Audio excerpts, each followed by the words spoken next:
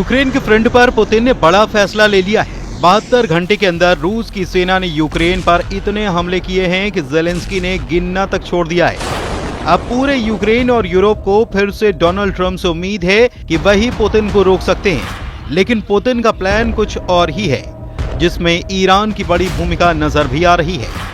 Ukraine के युद्ध का फैसला अब ईरान का ड्रोन करेगा। यूक्रेन के युद्ध का फैसला अब पुतिन का वो ट्रिगर करेगा जिसके दबते ही लॉन्च होता है ईरान का शाहिद ड्रोन।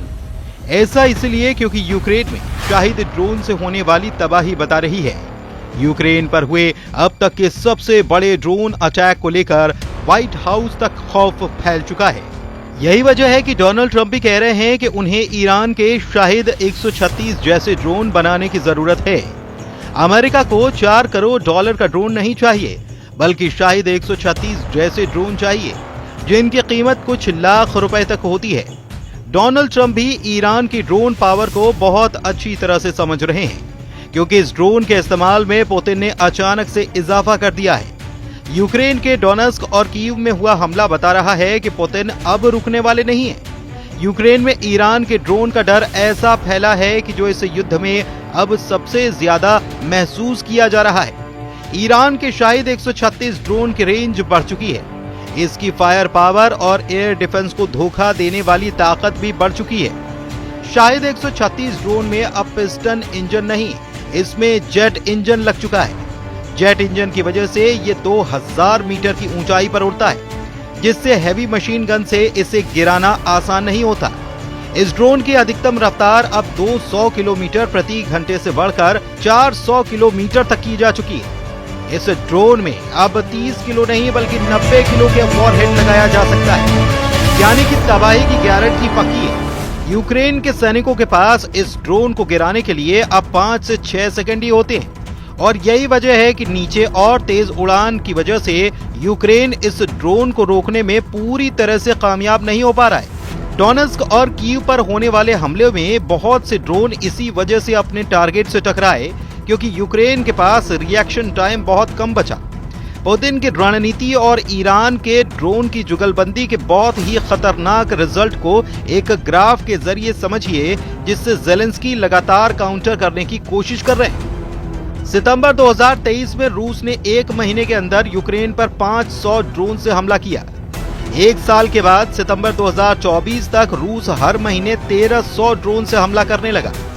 नवंबर 2024 में 2300 ड्रोन लॉन्च किए गए, और अब मार्च 2025 तक रूस हर महीने यूक्रेन पर 4200 ड्रोन से हमला कर रहा है। यानी हर रोज यूक्रेन पर 140 ड्रोन कहर बनकर टूट रहे हैं, और ये ज़ेलेंस्की का सबसे बड़ा खौफ बन चुका है।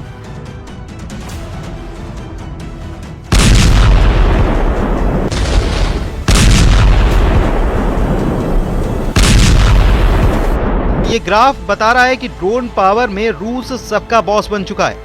पुतिन के ड्रोन पावर में सबसे खतरनाक साबित हुआ है शाहिद 136 ड्रोन, जो ईरान से सप्लाई किया गया है।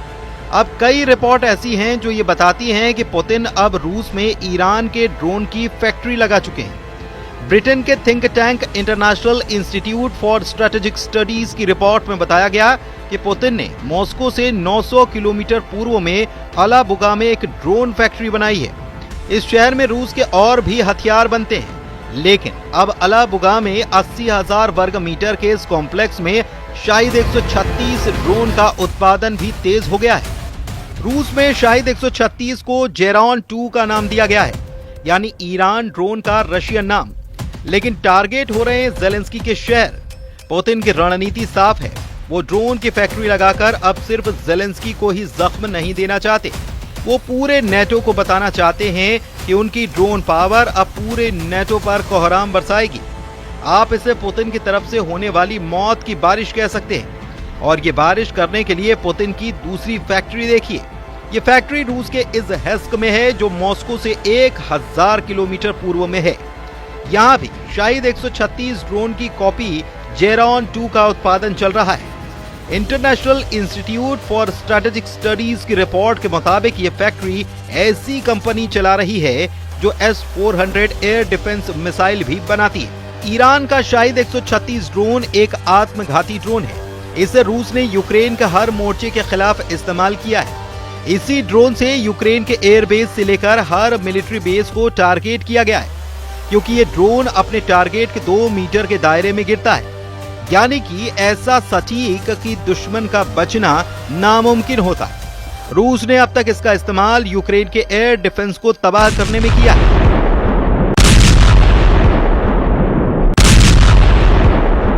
यूक्रेन के लॉन्ग रेंज रॉकेट सिस्टम जैसे कि अमेरिका से मिले हाइमार्स के खिलाफ किया गया है। रूस ने शाहिद 136 के जरिए हथियार गोदामों और मिलिट्री अड्डों को तबाह किया है। रूस ने इसके जरिए यूक्रेन में बिजली सप्लाई करने वाले ठिकानों पर भी अटैक किया है। आत्मघाती 136 ड्रोन अपने टारगेट से टकराकर बड़ा धमाका करते हैं। धमाका ऐसा कि ये जहां टकराता है उसका पुर्जा भी टुकड़ों में तब्दील हो जाता है। ये तस्वीरें बता रही है कि पुतिन के ड्रोन अटैक के बाद यूक्रेन का हाल गाजा जैसा होने लगा है। 17 मई को पुतिन ने यूक्रेन पर अब तक का सबसे बड़ा ड्रोन अटैक किया और उसी के बाद ज़ेलेंस्की से लेकर ट्रंप को इस बात का एहसास हो चला कि पुतिन की ये ड्रोन पावर पूरे यूरोप में तहलका मचा सकती है। यूक्रेन का दावा है कि पुतिन ने एक बार में 273 ड्रोन से हमला किया। दावा यह भी कि 88 ड्रोन मार गिराए गए, जबकि 128 को इलेक्ट्रॉनिक जैमिंग के जरिए नाकाम कर दिया गया, यानी कि 216 ड्रोन यूक्रेन के एयर डिफेंस के आगे फेल हो गए। लेकिन इसका मतलब यह भी है कि रूस के 57 ड्रोन यूक्रेन पर ताबड़तोड़ बरसे। 57 ड्रोन ने यूक्रेन का क्या हाल किया, ये तस्वीरें इसकी गवाही दे रही हैं। एक एक तस्वीर जरा देखिए। यूक्रेन के अंदर रूस के ड्रोन का खौफ समझिए। यूक्रेन में इस नीली बस की हालत बता रही है कि पुतिन ने रहम दिखाने से इनकार कर दिया है। यूक्रेन का दावा है कि रूस ने ड्रोन से इस बस के परखच्चे उड़ा दिए। इस हमले में 9 लोगों की मौत हुई और 4 की हालत बहुत गंभीर है। यह हमला यूक्रेन के सुमे में हुआ, जो रूस के बॉर्डर के बेहद करीब है और इस वक्त पुतिन की फौज के खिलाफ बड़ा मोर्चा बना हुआ है। इस बस को देखकर ज़ेलेंस्की की हालत भी रोने वाली है। इस हमले ने उनको बुरी तरह से हिलाकर रखा है। ईरान के ड्रोन यूक्रेन के युद्ध का फैसला कर सकते हैं, इस पर पुतिन को पूरा यकीन हो चला है और अमेरिका भी समझ रहा है कि पुतिन का इरादा आखिर है क्या। जनवरी 2025 में ही ईरान ने एक वीडियो जारी करके बताया था कि उसकी ड्रोन पावर कितनी खतरनाक है। ईरान के सीक्रेट अड्डे का वीडियो देखिए। जैसे जैसे लाइट जलती है, ईरान के इन बहुत ही खतरनाक ड्रोन की तादाद बढ़ती जाती है। ईरान का ये सीक्रेट अड्डा ड्रोन का महागोदाम है, चारों तरफ ड्रोन ही ड्रोन। ये वीडियो जारी करके बताया गया कि ईरान की ड्रोन पावर बहुत बड़ी है और वो इससे न सिर्फ अपने दुश्मनों को निपटा सकता है बल्कि रूस का भी बराबर साथ दे सकता है। ईरान के पास ड्रोन के करीब 20 बड़े प्रोजेक्ट हैं और सभी बड़े कामयाब रहे हैं। घरेलू टेक्नोलॉजी या चीन को कॉपी करके तैयार किए ईरान के कई ड्रोन बहुत खतरनाक माने जाते हैं। देखा जाए तो ड्रोन युद्ध ने यूक्रेन के युद्ध को बदल कर रख दिया है। न सिर्फ रूस बल्कि यूक्रेन की तरफ भी ड्रोन अटैक बढ़ने लगे।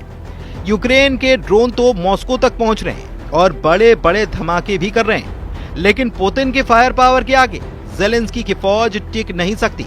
इस बात का एहसास पूरे यूरोप को है। 2022 में जो वॉर शुरू हुआ वो अब तक जारी है और सीज फायर की सारी कोशिशें अब तक नाकाम साबित हुई हैं, जबकि पुतिन का कब्जा बढ़ता ही जा रहा है। अब ज़ेलेंस्की का नुकसान समझिए। पुतिन के कब्जे में इस वक्त यूक्रेन का 20% इलाका है और इसमें क्राइमिया का इलाका भी शामिल है, जिस पर रूस ने 2014 में कब्जा कर लिया था। यानी कि पुतिन इस लड़ाई में एक तरफा बढ़त बनाए हुए हैं, या कहें कि वो बहुत आराम से जीतते हुए नजर भी आ रहे हैं।